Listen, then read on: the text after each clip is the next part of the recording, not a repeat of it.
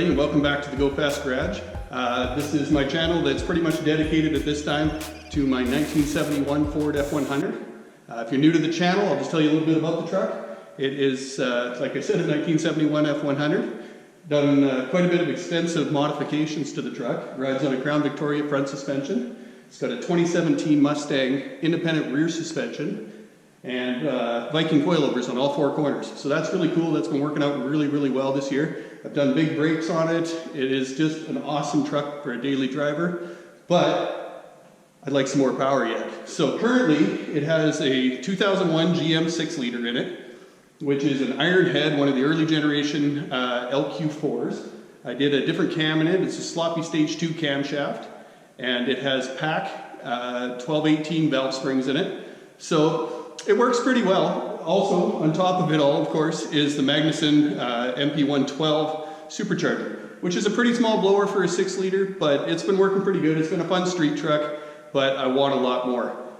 This weekend, I was supposed to go racing in the truck, but the weather is just not cooperating. The racetrack, from me to the racetrack, is about 5 hours away, and it's calling for weather that's only going to be 2 degrees above zero this weekend. So it's a long ways to go, a lot of money to spend on gas and hotel and everything else just to find out that maybe we can't race. So I don't want to go out and do that this weekend. Not only that, I'm only on street tires. I haven't got a set of drag radials or slicks for this thing. So trying to find any traction at +2, I don't care how well the track is prepped, it's probably just not going to happen. So, it's pretty disappointing because I wanted to get a baseline number with the truck as it sits, because this isn't how it's going to be next summer. I've enjoyed this for 2 summers now. It's been a lot of fun. It's been a lot of learning experience. I've got the truck pretty well dialed in, but it's not enough power for what I want out of the truck.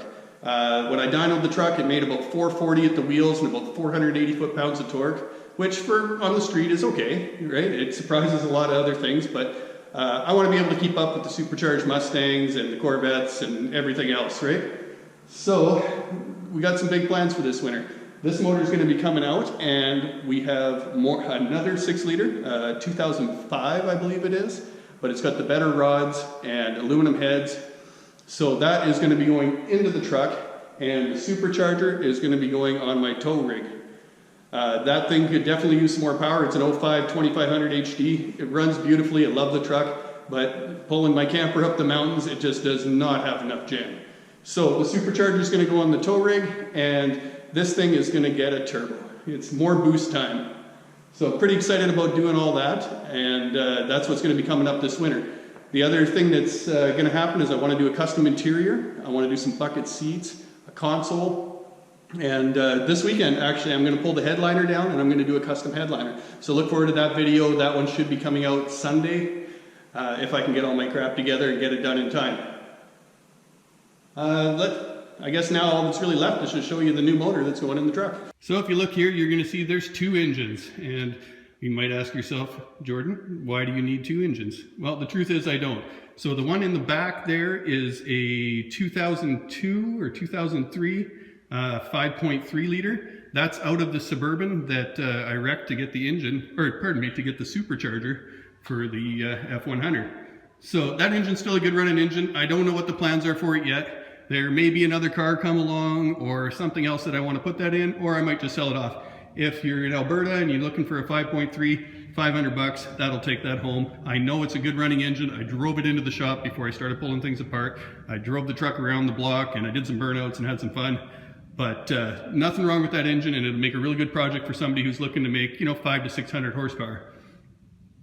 This one here though is the one I've been looking for. It's the one I've been waiting for. I bought a truck a couple months ago, and I did show that on my channel. I brought that truck home, and I was planning on pulling the engine out of that one, but I've donated that truck to my friend Mike. He is going to build a bike support truck out of it. He does some charity stuff, and he rides enduro bikes, and he rides up north. He does a charity ride up north, and we're pretty far north already, but he goes up from where we are on the winter roads, and it's really cool. And maybe I'll show some more of that stuff and some other stuff, and if you like, I'll put a link down below and you guys can check out his stuff. But this here is an engine that he gave me because I gave him the truck. And for me, I'd only bought the truck just to get the engine, so this was a killer deal for me because I didn't have to do any of the work, and I did enough work last weekend pulling the 5.3 out of that Suburban. Suburban is ready for the junkyard, and it's right out there. If you're looking for parts for it, you got about 1 day before that thing goes away. So this one here, plans are right now, is it's going to get pulled apart. I'm going to gap the rings on it and put a different camshaft in it and get it all painted up pretty, because that's nothing I did on this truck the very first time. I just kind of slammed that motor in, wanted to drive it, and pardon me, it worked well. So this one's going to get the little bit better treatment, and it's going to get ready to take some serious boost. Not entirely decided on the turbo I'm doing on it yet. Probably a 78, 75, but I want to be able to, you know, ram 14, 15 pounds of boost down this thing's throat, make 700 horsepower, and have all sorts of fun and very, very little traction. So that's kind of the plan right now. And yeah, so over the winter, that's what's going to happen with this thing. You know, I really can't complain with the power plant that's in this thing. It's been really, really good to me. There's a few little things that I'd like to do while I have it apart. One is that I'm going to clean up this whole engine bay in here and paint the inner fender liners. And I'm going to thin out some of this wiring, because when I put this truck together the very first time, I wanted to drive it. I couldn't wait to drive it. So I used the entire harness, including the fuse box, out of the donor truck. And which, if you want to do an LS swap, that's a really, really easy way to go rather than reworking the harness. But I think this winter, I'll have the time. Winter seems to be coming early, whatever bull crap that is. But yeah, so I'm going to thin the harness down. I'm going to do some work on the brakes here yet. The brake bias on this thing is completely off. When you try to brake stand this thing, it just locks the brakes on the back real hard. You can definitely feel that they're doing the majority of the work. So I do need to put a proportioning valve in there. And the other thing I think I'll do is I'll put a line lock in there as well. So more burnouts, and you know, I just love that stuff.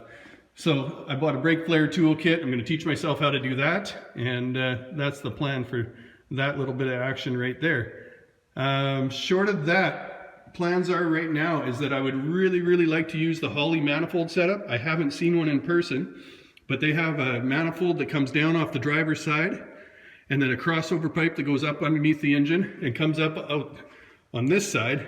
And it comes down pretty low, and it gives you all sorts of options as far as where to mount the turbo. So for me, I've got all sorts of real estate here. And that's the great thing about the LS swap, is it's a nice tiny little package, and it leaves me lots of room to do the turbo. So I think the turbo is going to live somewhere in this area, and hopefully I'll be able to sneak a downpipe back down that way. And because I'd still like to keep a muffler on it. I don't want to do a fender dump or a hater stack or whatever you want to call it, because this truck is my daily driver. I drive this thing, you know, rain or shine, as much as I can possibly drive it all summer long. So that is the plan for that. Eventually I want to get air conditioning in the truck, but that's a ways down the road. Pardon me, I think I'm fighting a cold off right now.